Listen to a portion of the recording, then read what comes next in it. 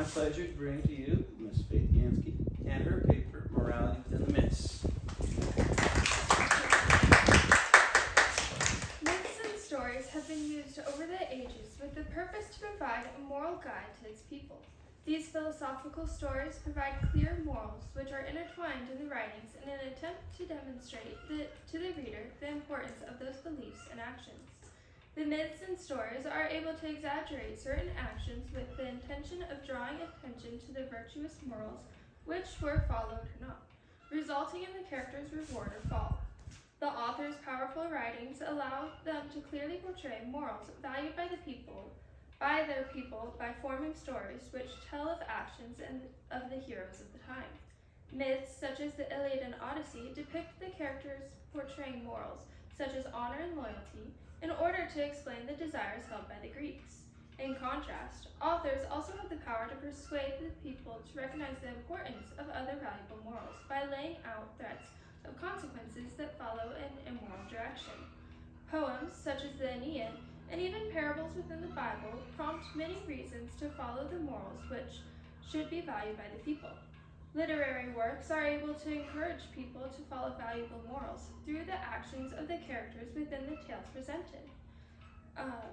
Presenting a moral guide to the people, myths and stories have been used throughout history to demonstrate the importance and value of the messages held within the tales. Based on the Greek mythology of the time, Homer wrote the Iliad describing the actions of men, which were aimed at receiving eternal glory. Homer details stories where each Greek fought for trophies and material objects, as they believed their honor was determined by the worldly benefits they received. The Greeks often relied on the influence of the gods, responding in ways to gain favor or receive help and rewards.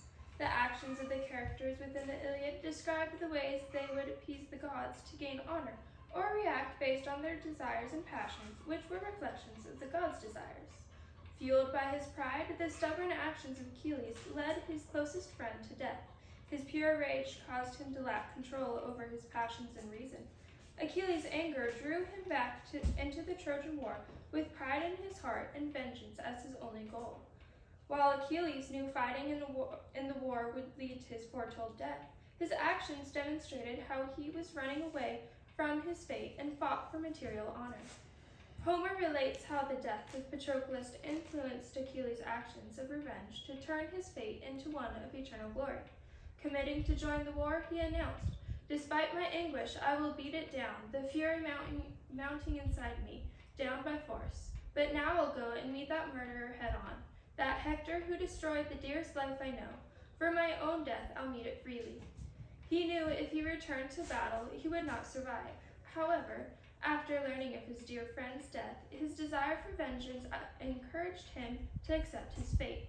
Achilles, full of rage, believed by going into battle he would not only avenge his friend, but he would also receive eternal honor, which the Greeks sought. "I'll lie in peace, once I've gone down to death, but now, for the moment, let me seize great glory." Homer writes of Achilles' actions, reflecting how the Greeks valued materialistic or eternal glory and honor. The Iliad is infused with Homer's praise to Achilles' actions, as his character is constantly described as a person who fought for his glory. The myth recounts the morals valued by the Greeks and amplifies the already existing morals in order to teach the reader the desires of the Greeks.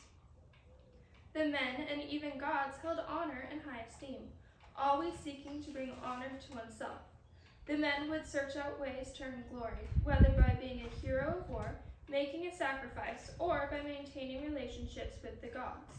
In fact, the entire Trojan War revolved around the concept of honor. While Menelaus sought to regain honor when his wife Helen was stolen from him, Paris disgracefully only sought pleasure from Menelaus' wife.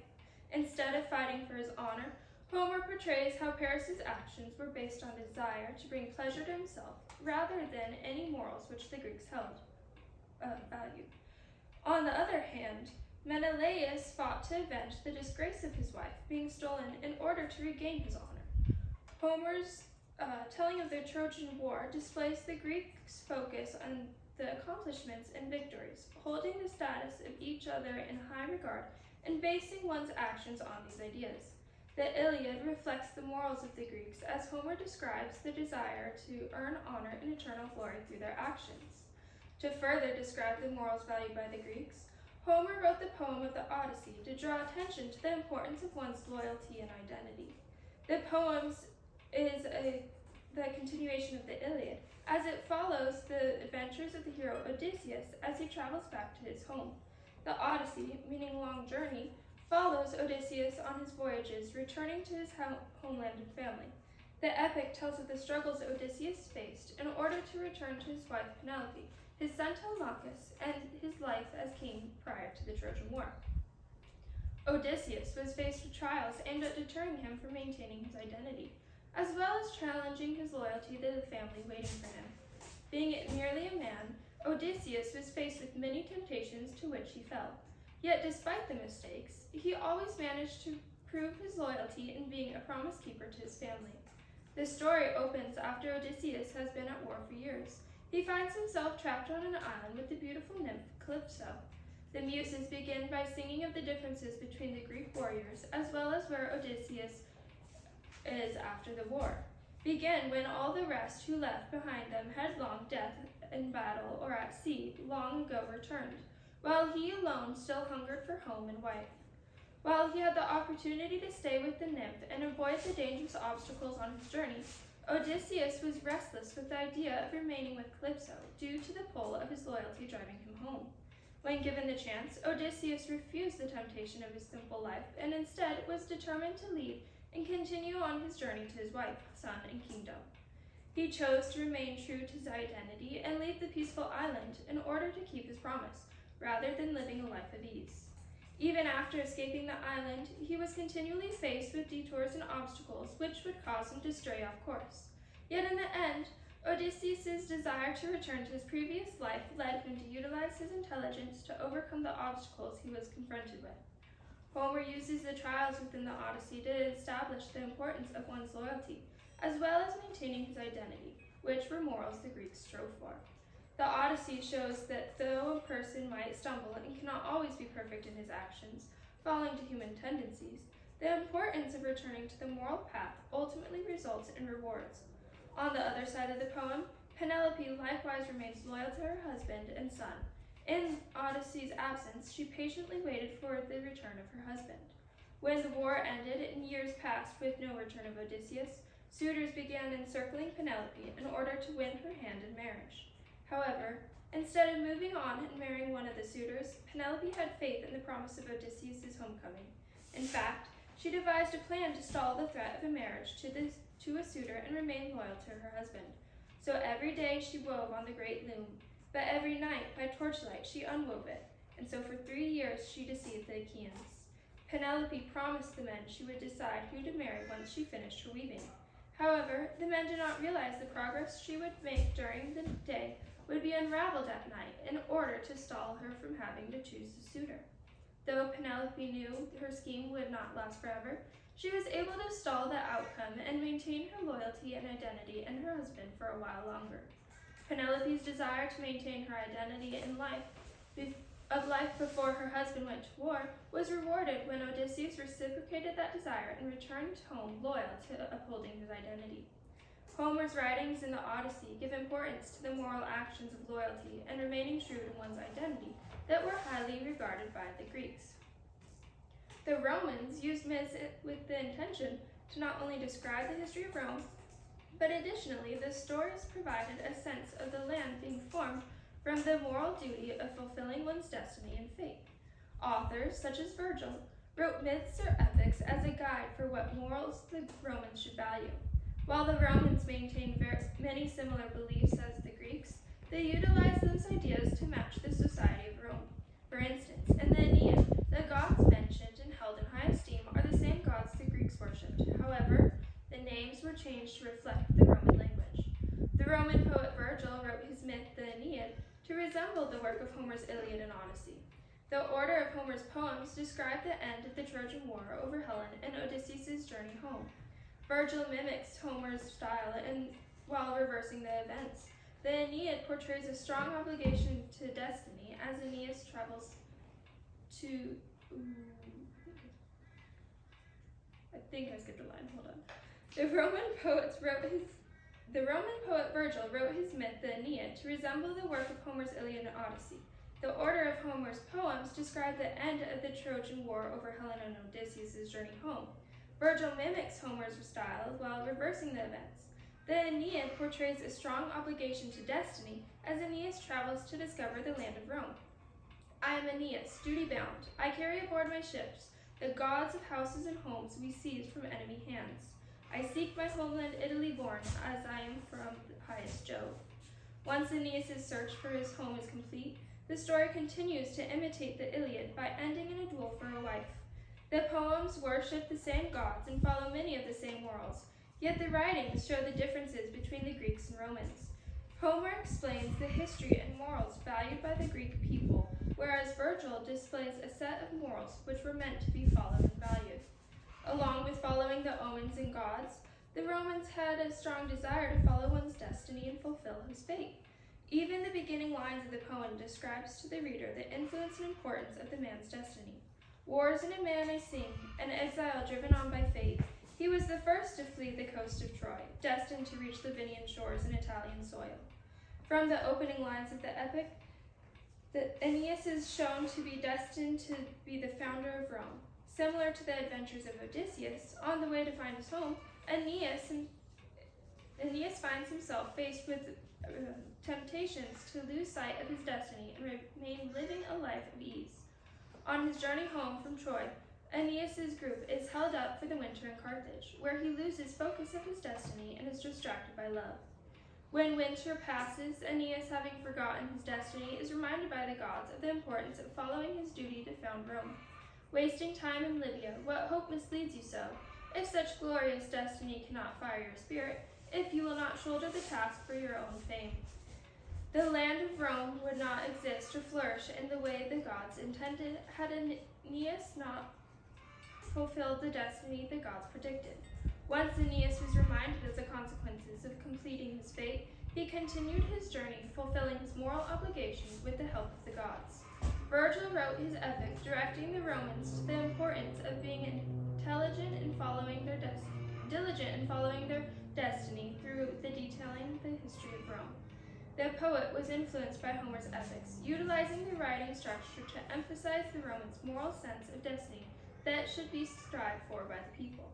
The myth composed by Virgil directed the people to their duty to follow one's destiny while simultaneously detailing the history of the land through Aeneas' fate. The Greek authors would not only structure stories to represent the history and morals of their society, the writings also exhibited the consequences of moral duties which were poorly followed. While the three Theban plays encouraged the values of truth and following one's religious responsibility, the plays also make clear the dangers of acting upon those morals without wisdom. Ending as tragedies, the plays portray how the main characters acted against the standards of the people in order to act upon the morals they believed outweighed the laws set for the time. In the first play, Oedipus Rex, Oedipus's drive to understand the truth rather than leave it hidden was acted upon without consideration of the consequences, leading to his downfall. The moral obligation to seek out truth led Oedipus to ignore wisdom and the signs he received, ultimately revealing the secrets of the family. The chorus speaks of his unwise actions, acknowledging that while understanding truth is encouraged, acting without wisdom will lead to one's downfall. Pitiful, you suffer so. You understand so much. I wish you had never known. The play opens with Oedipus as king, describing the plague which had fallen under the city of Thebes.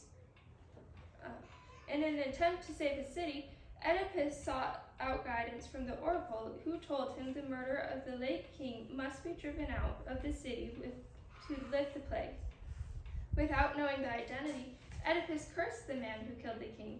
Now my curse to the murderer, whoever he is, a lone man unknown in his crime, or one among many, let the man drag out his life in agony, step by painful step. Unfortunately for Oedipus, he found moral unrest in the secrets he uncovered in his home, which would lead him to the one who killed the king. Without considering intelligent reasoning, his people continually warned him to stop his endeavors in fear of the consequences he would soon face. Oedipus's desire to uncover the truth caused him to reject the wise guidance given by those attempting to deter him. Upon the folly of his thoughtless actions, Oedipus soon uncovered his ugly family relations, as well as discovered himself to be the criminal he sought. As the truth flooded his mind, grief led him to gouge out his eyes, hoping to not witness the horrific scene in front of him, and forced him to recognize how true his earlier curse had been fulfilled. Rather than being deterred from his convictions to seek out the truth, Oedipus chose to act without utilizing his intelligence against the worldly influence to follow his own morals. In the following play, Antigone, Oedipus's daughter proudly follows her religious duty to honor and bury her brother, disregarding the Theban laws of the time. While Antigone had strong moral intentions, she acted unwisely upon her desires, consequently causing her death. Antigone faced the moral dilemma of following the law or her religious beliefs when the government denied her brother the right of a proper burial due to his attempt to overthrow the king. Unsettled by the lack of respect to her family, her pride moved her to act against the king's decree and to follow her moral responsibility, disregarding the fear of death. The mighty words of the proud are paid in full with mighty blows of fate, and at long last those blows will teach us wisdom. Throughout the play, Antigone fought the government to allow her to give her brother a respectable burial, even though he died as an enemy of the current Theban king. When confronted by the king for refusing to follow the government's law, Antigone replied, "Not ashamed for a moment, not to honor my brother, my own flesh and blood." The stories within the three Theban plays illustrate how the lead characters were convicted of valuable morals to seek truth and religious responsibility. However, they acted in pride and disregarded wisdom, ultimately paving the way for their fall. While there is an importance in holding true to one's morals, when completed in the wrong way, without intelligence, will only lead to folly. While many of the Greek stories were designed to give a history and identities to the culture, stories such as the three Theban plays taught the people the folly of independently acting on moral values without following a well-instructed and intelligent path. The Bible is filled with parables and stories intending to instruct people in certain moral virtues, such as obedience and faith, which should be valued. Many stories within the Bible demonstrate how a person sets himself apart from the people in order to demonstrate obedience and faith in God. The unique story of Abraham reveals a man willing to obediently sacrifice his only son in an attempt to remain faithful to God. He does it for God's sake because God demands this proof of his faith. He does it for his own sake so that he can prove it. Abraham acted in what appeared to be absurd in order to prove his faith in God by guiding his unknowing son up a hill and was prepared to sacrifice him. Upon the mountain, he bound up his son and laid him on the altar, obediently following God's instructions to demonstrate his faith. In fear and trembling, Kierkegaard examines how Abraham's actions set him apart from his people, as his morals convicted him to follow God even though he did not understand the reasoning behind God's commands. The author describes how he believed Abraham reasoned through his actions, stating, "He knew it was God the Almighty who was testing him. He knew it was the hardest sacrifice that could be demanded of him, but he knew also that no sacrifice is too severe when God demands it." This story gives praise to the strength of Abraham's faith, rewarding him with the safety of his son from the sacrifice. Many parables within the Bible likewise direct a person to the values entwined by the many morals taught.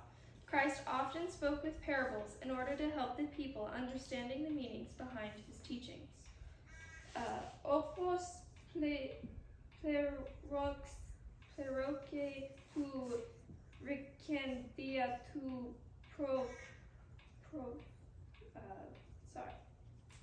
profetu lefontos anixo en parabolis tu stoma mu erexi que cremena apocatabolis cosmo. The parables demonstrated qualities that would either be praised or discouraged.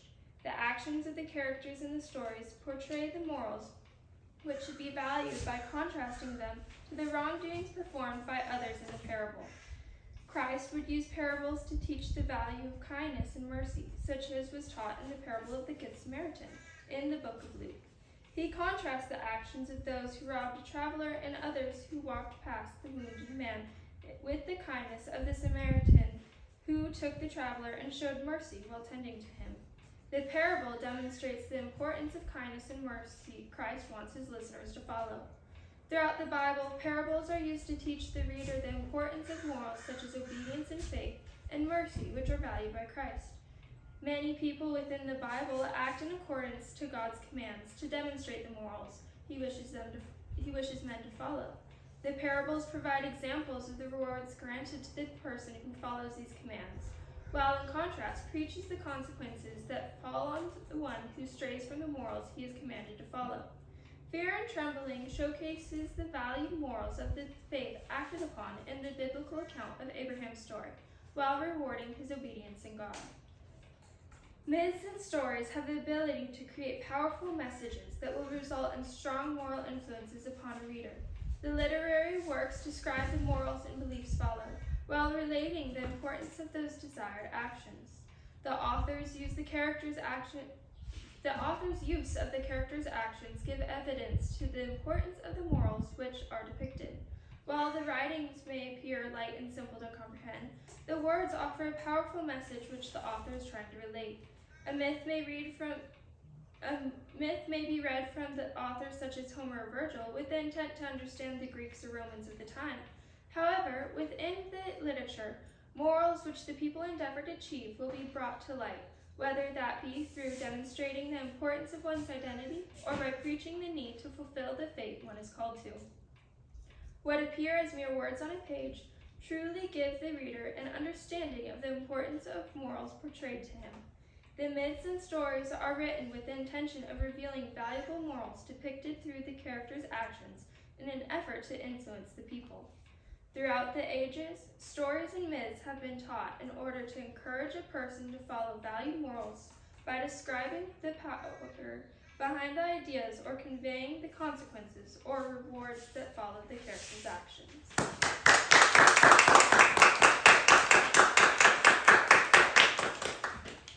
Thank you very much, Ms. Ganske.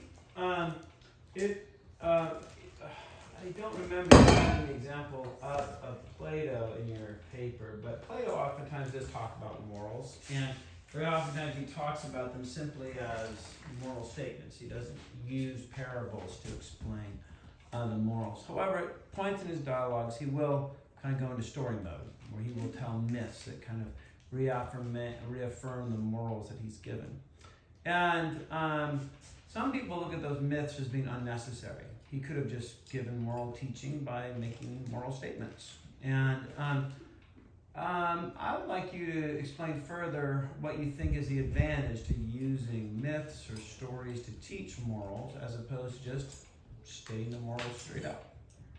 Yeah, okay, so I think either works because like Plato did, you can just state the moral. But when you look at like your childhood, often you're raised reading different stories like Aesop's fables or all these different stories, and in Aesop's fables a lot of it teaches you morals within the actions of those stories.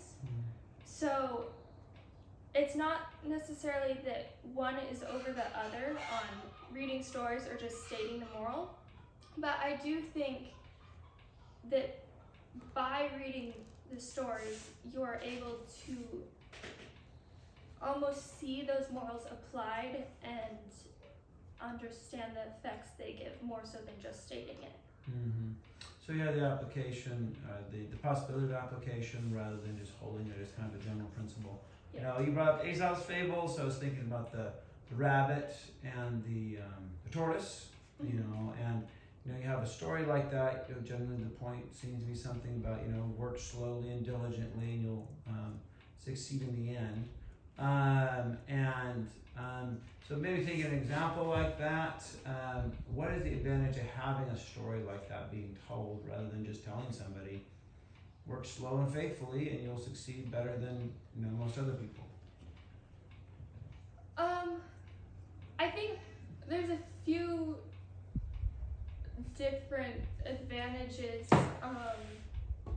For one, and okay, wait, I lost my train of thought. Can you repeat the question? No, well, you do remember the story of the tortoise and the hare, right? Yeah. Okay. This is oftentimes one of those famous Aesop fables that are told, and kind of a little myth story. And Plato's are very complex, but taking something a little more straightforward, rather than just going and telling somebody, hey, work steady and slow and be faithful about it, you'll probably be a lot more successful than people that are a big shemang. And so what's the advantage of having a story like that, having these moral truths presented in story form? Yeah, so having them presented in a story form, you can almost picture it and almost, I could say, experience it rather than just hearing it. So when you're a kid and you're told don't touch the burning stove, sometimes the only way the kid can learn that is if he actually touches the burning stove and learns what's wrong with that. So by reading these stories, it gives you a visual of what's wrong with working fast rather than slow and diligently. Mm-hmm. So you might say it's almost a substitute experience that we can have in learning from another person's story. Yeah. You talked a lot about the story of Odysseus I wanted to look at first. You mentioned a lot about identity. And what would you say is the moral that's being taught there about identity? The moral being taught is how important one's identity is. Without understanding who you are as a person and ignoring that, you lose a lot of importance in life. So Odysseus understood that he had an identity in his family and his home, and even as a warrior, which gave him a motive to keep on living. Yeah, I guess the question arises, why would you strive after identity when it seems like giving it up is so much easier? There's all sorts of ways of making yourself feel good and forgetting who you are. The lotus eaters being our prime example. All other ways of kind of entertaining ourselves, making ourselves feel good, without that struggle to maintain all of these complex relationships in our lives. How does the story of Oedipus really speak to somebody who is contemplating that? You know what? I failed in a lot of ways, but am I going to try to continue to be, a good employee, good husband, good father, or just become a meth addict? Yeah. So I think you mentioned the failing in a lot of ways. In the Odyssey, Odysseus fails all the time, but in the end, you see he is rewarded that even though he did fail all those times, he continued to strive to be a loyal person, and it rewarded him in the end. Mm-hmm. And what do you think is the nature of his reward? What is it that he gets? The reward of being able to see his family again and see his identity remaining intact. Mm-hmm. Okay. When you look at the story of Oedipus, you did take the story of Oedipus it appeared that you were taking the story of Oedipus as a moral, and it appeared that you might say the moral of that story is don't look too carefully for the truth. Is that the moral that you mean for the reader to arrive that you're getting here? I guess, here's the section I was looking at. The stories within the three-theme place illustrate how the lead characters were convicted of valuable moral truths to seek truth and religious responsibility. However, they acted in pride and disregarded wisdom, ultimately paving the way for their fall. Are you saying that Oedipus was unwise in his search for truth and that brought about his downfall? Not quite. He was so caught up in the idea of finding truth that he ignored any other wisdom or intelligence in his actions. So the act of searching out for truth itself is not bad, but if you're doing it ignoring everything else, then it can cause harm. Mm-hmm. So, I guess, can you say more how that does apply in Oedipus's case? So, how was he pursuing truth in a way that disregarded other things? So in Oedipus, towards the end, you see how the choir and all the people around him, or the chorus, yeah, and all the people around him start recognizing what's going on, and they're like, okay, Oedipus, this isn't something you should keep looking out for. It's going to cause your downfall. So and there's a bunch of hints that you can see, especially like in the oracles, and that he starts piecing together, that he ignores the guidance from those people because he's so caught up in just figuring out how to make the plague and thief go away. Mm-hmm. Mm-hmm. Okay. You looked at a lot of different stories here, and my question would be, which of these moral stories, or which of these moral lessons that you saw in these stories, did you find the most compelling? I mean, I think, in a way, all the morals that I put in this paper are the ones that I found compelling of the stories that I wrote about, if that makes sense. Mm-hmm. I'm not really sure which one I'd find most compelling, besides like a Christian's typical answer of the obedience and faith to God, I guess, but I'm not really sure which one I find most. If it might be helpful to look at a negative example, and obviously there's stories that you left out of this paper. Mm-hmm. And can you give us an example of a story that you think just doesn't provide a compelling moral?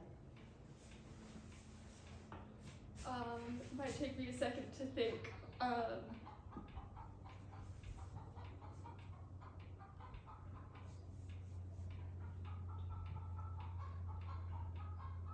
trying to think. I mean, there's tons of stories that don't give a compelling moral.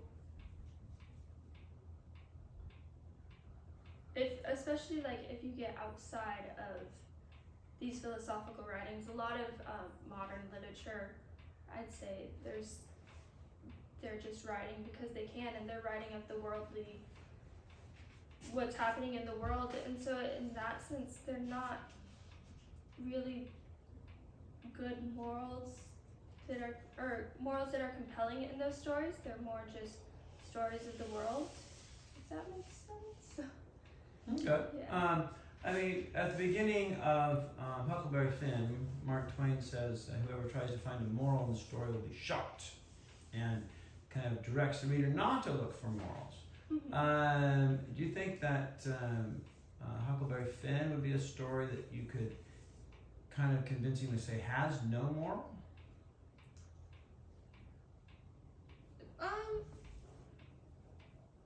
To be honest, Huckleberry Finn is a little foggy to me, but I do think there's still a moral in there, but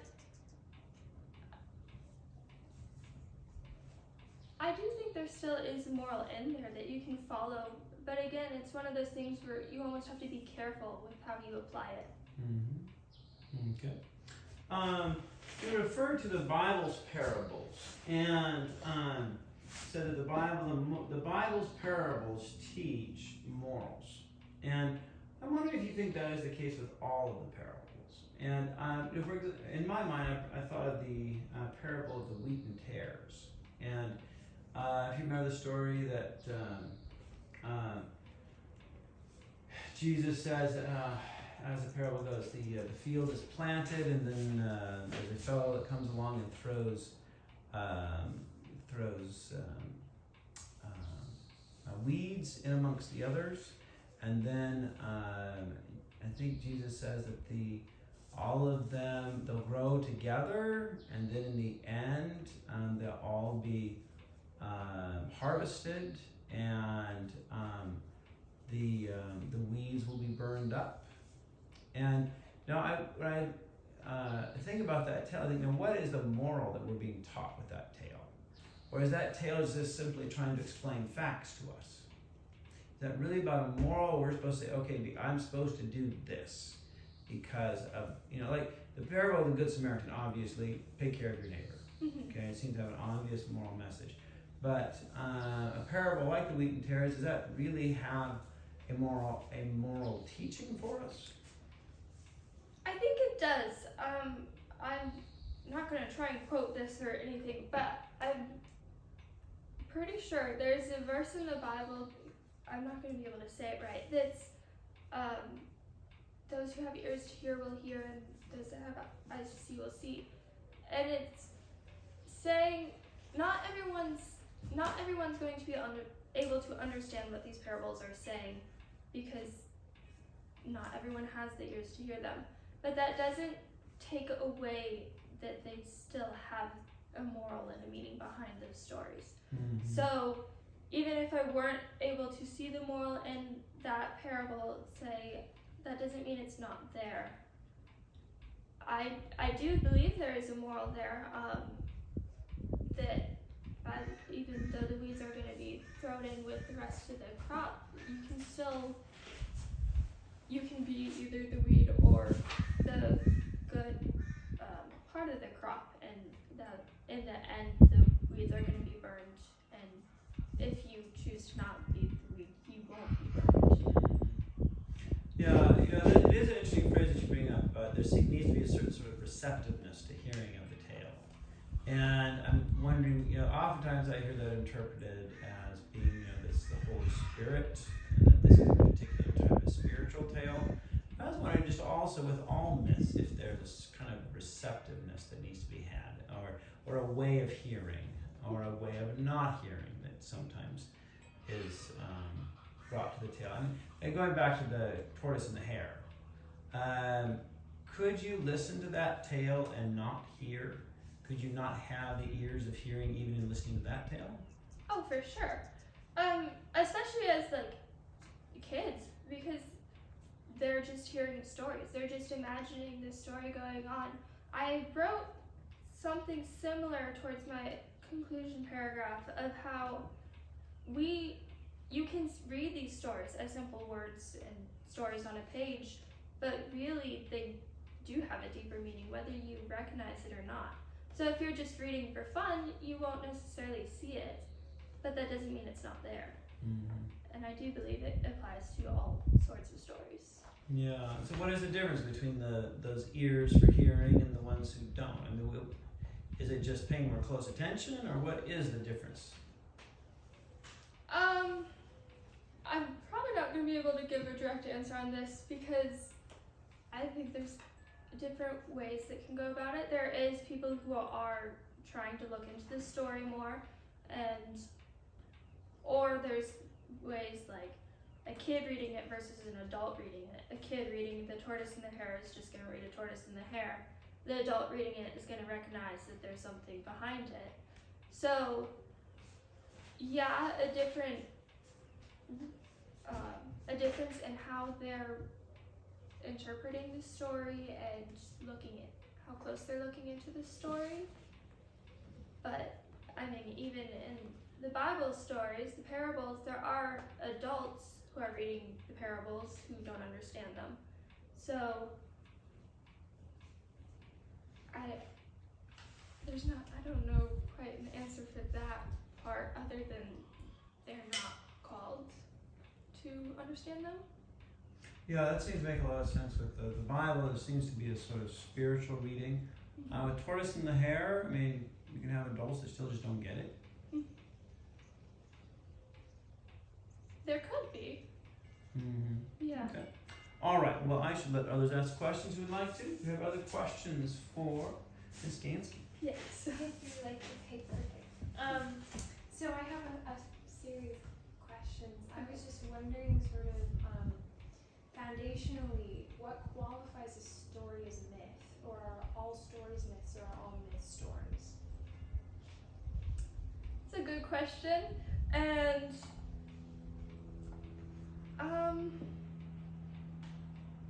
Not saying this is like a definite answer or anything, but in my head, I see myths more involving more of the history of the people. So the Iliad and Odyssey they tell a history of the Greeks with the Trojan War, or the Aeneid tells the history of Rome while telling side stories almost. So I guess to me, a myth would be a story that also tells the history of the people. Okay, so then is the Bible in its entirety, insofar it tells the salvation history of God's people, a myth? Well, with my definition, yeah. So then how does that sort of myth, there's a lot of similarities between the myths we see in the Bible and those in Greco-Roman culture, for example. What makes the Bible different, or is it not different than the ones we find in Greco-Roman culture? Well, I believe there's a few reasons.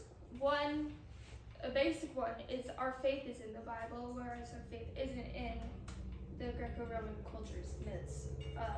That's for Christians themselves, but also the Bible was written by God, whereas the Greek myths were written by the people.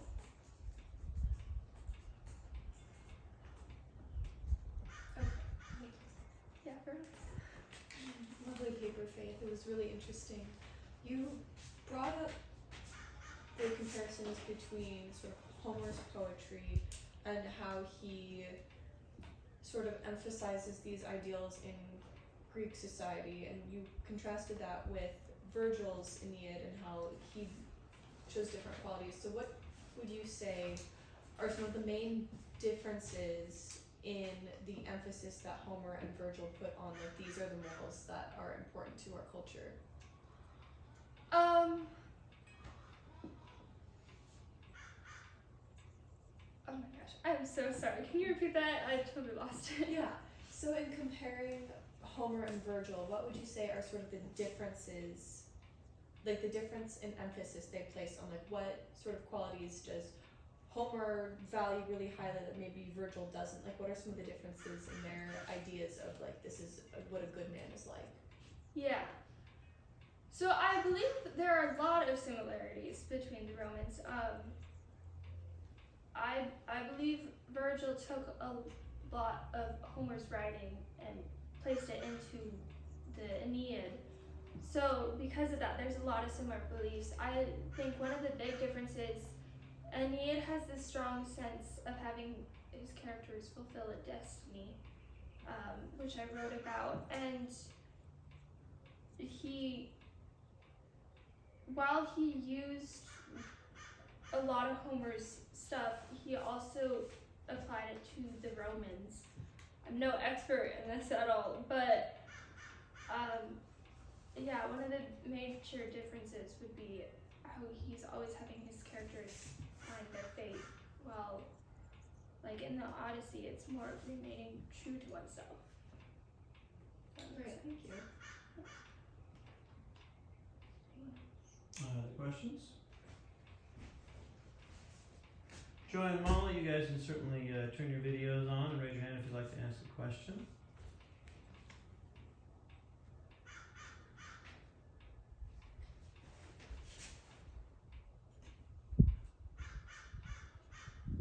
Yes. Just full of questions. I was curious about your reading of Oedipus and Oedipus Rex and Antigone. Now, I think a lot of the discussion I know of about various interpretations involve sort of tragic flaws, traditional tragedies, and his tragic flaws, he wants to search for the truth. And I was curious as to, you seem to be saying that like pursuit of the truth is opposing to wisdom and fighting against the wisdom that he receives from, the blind old prophet Tiresias, for example. And now I'm not exactly clear in my head on how a pursuit of the truth is opposed to wisdom. So So maybe you could clarify that for me. Yeah, that's not quite what I meant. I might have said that poorly in my paper, so I'm sorry for that. But the pursuit of truth isn't bad. But when that idea consumes you so much that you ignore what else is going on around you and the wisdom that's being offered to you, that's where it becomes bad. Where does the wisdom come from?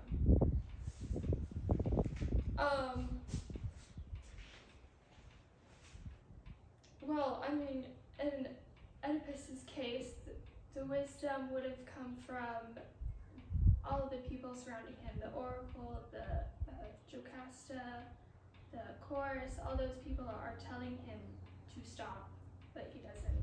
So that would be where the wisdom comes from. And were they trying to prevent him from the truth? Or help him find the truth? There was a point where they were trying to help him find the truth, and then I believe they started to try and stop him from finding the truth because they recognized what was going on and they didn't want him to completely destroy himself.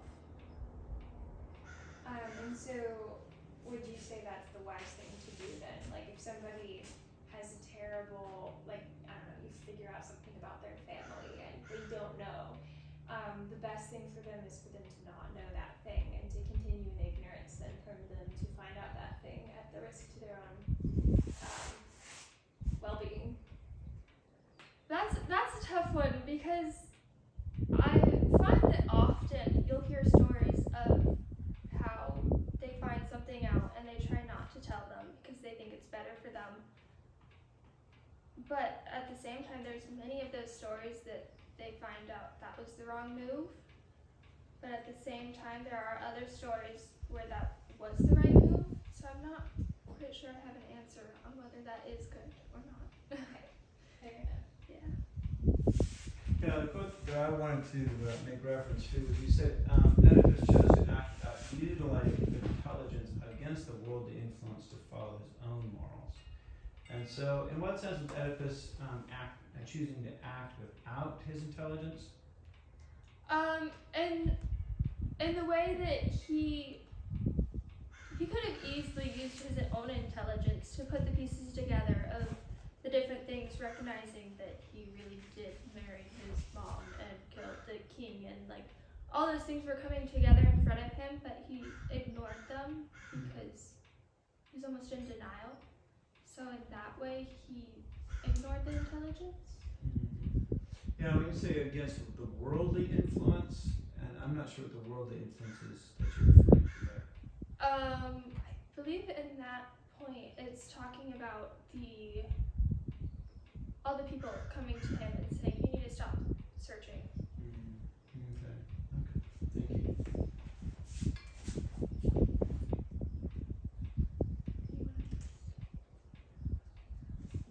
You also brought up the example of Abraham, and the example of Abraham said Abraham acted in what appeared to be absurd in order to prove his faith in God by guiding his unknowing son up a hill and prepared to sacrifice him. You brought this story up as a story of morality, and yet in Abraham's case you have a father killing his son. How can that be a story of morality? So, looking at the whole story and the beginning of that paragraph and everything, it's showing how Abraham is acting in this absurd. It seems like he's totally acting against morality, but he's acting in obedience to God. God commanded him to go and kill his son. But so the morality is obedience to God, not the act of killing, I guess. And in the end of the story, you realize that he doesn't actually have to kill his son. So the morality and his obedience ended up rewarding him so that he didn't have to act absurdly. Okay, thank you. Any other questions? All right, thank you very much, Ms. Ganske.